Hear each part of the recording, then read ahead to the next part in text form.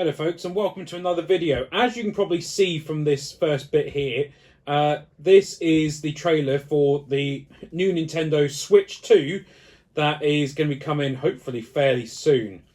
Let's go ahead and watch the trailer and we can have a look and dissect what Nintendo are putting out there.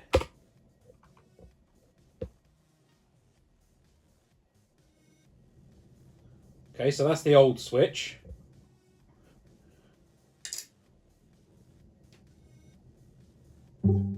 Bigger screen.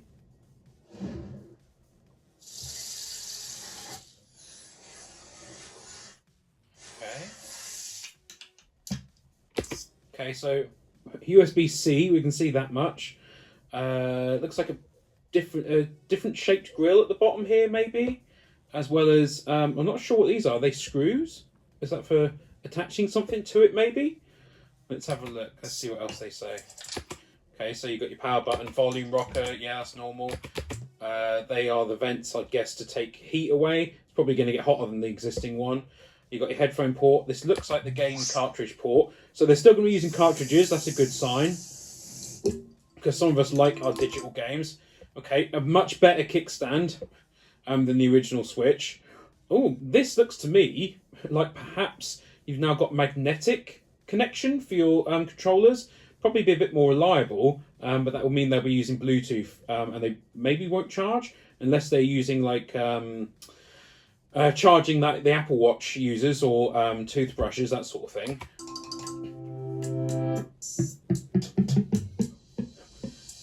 Oh, I do like that, all the different angles. That's very good. Okay. Also, no more slidey bit there. Slightly bigger, but overall not a huge difference. Let's hope they've. I see. There's no connecting strip anymore. I'm not sure what the relevance is of this little round bit added on there. Perhaps they'll actually use the same technology as maybe the Sega Dreamcast, so you won't actually get stick drift anymore. Okay, so I wonder what that connects into there. So you've got your buttons here. Looks like, is that extra buttons maybe at the end there?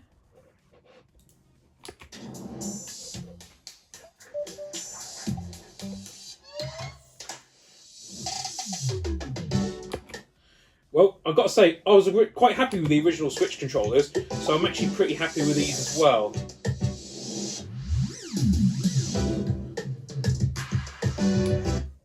So they now have the amount of charge built into the top. That actually makes a lot more sense, really, than having it on the side. Now, obviously, the original Nintendo Switch was Nintendo's first real go at this. Some people say the Wii U, but I don't really buy that because it required Wi-Fi for the little screen to work, and this is fully portable. So far, I'm really liking what I see. It's not wildly different, but it's enhanced enough that hopefully it'll actually provide a better gaming experience.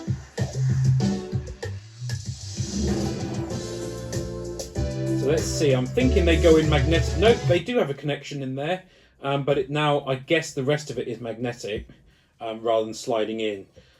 So I wonder if it'll still make that click. Who knows? But this seems like it might be more reliable. Don't know. That's going to need to be pretty solid because a lot of people will be getting these for their kids. And yeah, it's going to need to be a pretty solid connection there.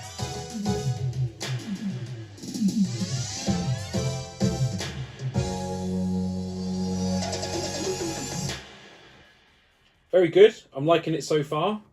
Let's see what else Nintendo have got to put out there.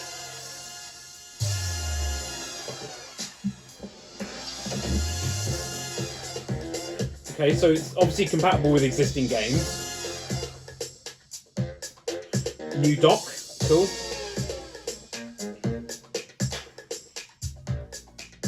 Would make sense they've got a new controller for it there as well.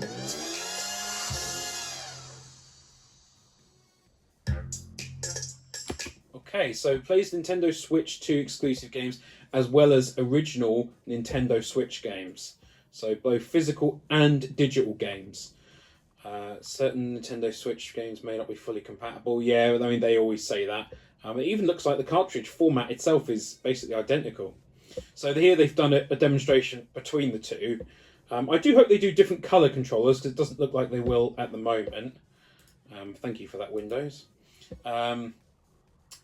But yeah, not a wild departure, but definitely that bigger screen is nice. So I wonder if they're now going to talk about power consumption and the overall abilities of the system.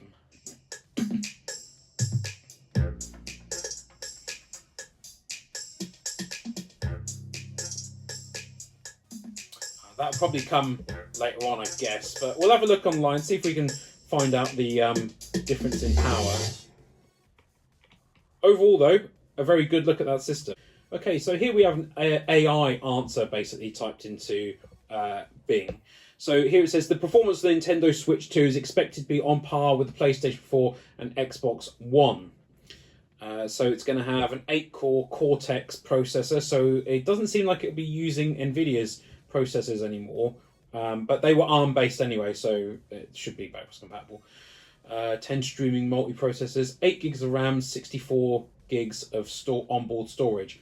Now, I wish there was a bit more onboard storage, but 64 gigs should get you going, but you're still going to need a separate SD card. The 8 gigs of RAM is really good to see, though. So when it's plugged in, it's roughly 15% within the range of the Xbox Series S, but only with the help of NVIDIA DLSS and not at native resolutions. Okay, well, I would say that with Nintendo's know-how and the fact that it's a console, so they'll all be the same performance, I think you can expect that it probably will be pretty close to that performance when actually used as a gaming console. And I've got to say I'm pretty happy with that. There's some pretty good-looking games on the Xbox Series S. For example, you were able to play not Starfield, but you are able to play that. But games like Cyberpunk. Now, not at 60 FPS, but you never know, with some tweaks and whatnot, and NVIDIA DLSS, especially if they can get NVIDIA's frame generation on there, you might actually be able to get to 60 FPS in some of these games. Let's have a little bit more look at some of the performance specs. Okay, thank you for Tech Power Up for this bit here. Obviously, as they say, it's not going to be a performance beast.